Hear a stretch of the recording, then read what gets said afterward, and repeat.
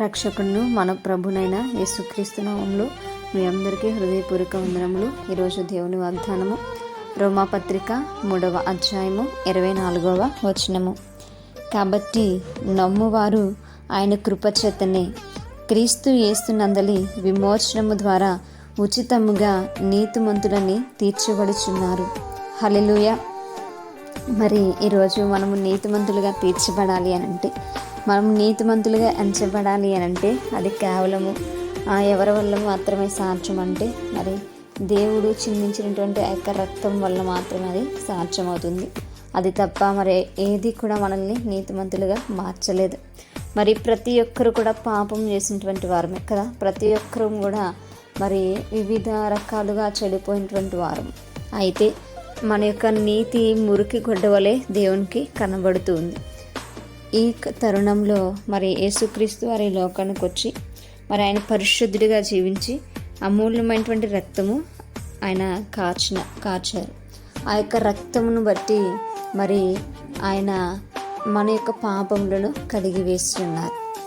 ఆ యొక్క రక్తమును ఎవరైతే స్వీకరిస్తారో, యేసుక్రీస్తు వారు నిజమైనటువంటి రక్షకుడని ఎవరైతే అంగీకరిస్తారో దానిని బట్టి మనల్ని ఆయన నీతిమంతులుగా తీర్చడానికి ఇష్టపడుతున్నారు. మరి ఆయన తిరిగి లేవడంను బట్టి మనము నీతిమంతులుగా పిలువబడుతున్నాం.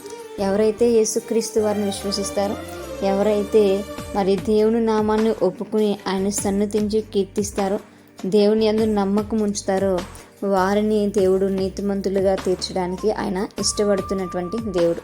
మరి ఆయన ఏ విధంగా అయితే నీతిమంతుడిగా ఉన్నాడో మనల్ని కూడా అదే నీతిమంతులుగా చేయడానికి మరి దేవుడు ఇష్టపడ్డాడు గనక యేసుక్రీస్తు వారిని ఈ లోకానికి ఆయన పంపించడం అనేది జరిగింది. మరి ఆయన ఈ లోకానికి వచ్చి తాను చేయవలసినటువంటి గొప్ప కార్యము చేసి ఈరోజు మరి అనీతిమంతులుగా ఉన్నటువంటి మనల్ని పాపులుగా ఉన్నటువంటి మనల్ని ఆయన ఏం చేశాడంటే దేవునికి దగ్గరగా చేశాడు.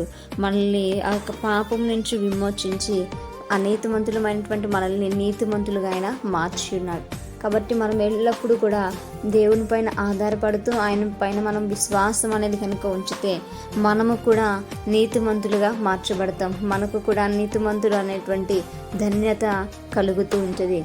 అలా కాకుండా మనం గనక విశ్వాసం లేకపోతే, దేవుని ప్రణాళికలో కనుక మనం లేకపోతే, దేవుని పైన మనకు గనక నమ్మిక లేకపోతే మనము నీతిమంతులుగా మాత్రం కూడా తీర్చబడం. ఉచితమైనటువంటి కృప ద్వారా ఆయన ఇచ్చినటువంటి విమోచన ద్వారా మాత్రమే మనం ఈరోజు నీతిమంతులుగా మార్చబడుతున్నాం. అంతేకాని మన దగ్గర డబ్బు ఉందనో, ఐశ్వర్యం ఉన్నదనో, లేదా మరొకటో కాదు. కానీ దేవుడిచ్చినటువంటి ఉచితమైనటువంటి కృపను బట్టి మాత్రమే ఈరోజు మనము ఆ యొక్క నీతిమంతులు అని పిలువబడుతూ ఉంటాం. ఎందుకు అనంటే ఆ యొక్క కృప దేవుడు మనకు అనుగ్రహించాడు. ఆ కృప ఉచితం.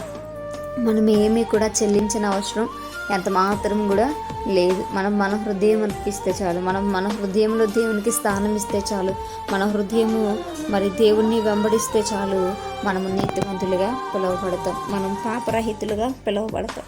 కాబట్టి ఒక మాటలు మన హృదయంలో భద్రపరుచుకుని దేవుణ్ణి ఎల్లప్పుడూ కూడా స్తుతించి ఘనపరిచి ఆయన పైన ఆధారపడతాం. అటువంటి కృప దేవుడు మనందరికీ కూడా దయచేయునుగాక. ఆమేన్. ప్రార్థించుకుందాం. పరిశుద్ధుడా, మహాగణుడా, గొప్పవాడా, యేసయ్యా మీకు వందనాలు. ప్రభువా, అయ్యా తండ్రి, మీ యొక్క ఉచితమైనటువంటి కృప చొప్పున ప్రభా అయ్యా తండ్రి మమ్మల్ని నాయన నీతిమంతులుగా మార్చినందుకు మీకు స్తోత్రాలు. ప్రభా, మేము నాయన మీ అందు విశ్వాసం ఉంచి అయా మీరే నిజమైనటువంటి దేవుడని గ్రహించి మా పాపములను అయా తండ్రి మీరు చెరిపి వేశారు, కడిగి వేశారు అన్నటువంటి విషయాన్ని నేను గుర్తుపెట్టుకుంటూ ప్రభు ఎల్లప్పుడూ మీ పైన ఆధారపడి మాకు నేర్పించమని అతని మా మాటలను అంగీకరించి ప్రభా అతని మీ యొక్క నా ప్రభా నామంలో అతన్ని మా అందరినీ కూడా నేను నడిపించమని వేడుకుంటూ ప్రార్థన దయచేసి మీ పాదశాన్ని చేర్చుకోమని నజరేయుడైన యేసుక్రీస్తు నామంలో అతని మిక్కిలి వినయముగా బ్రతిమలాడి వేడుకొని పొందించున్నాము మా ప్రియ పరలోకపు మా కన్న తండ్రి. Praise the Lord everyone. May God bless you all.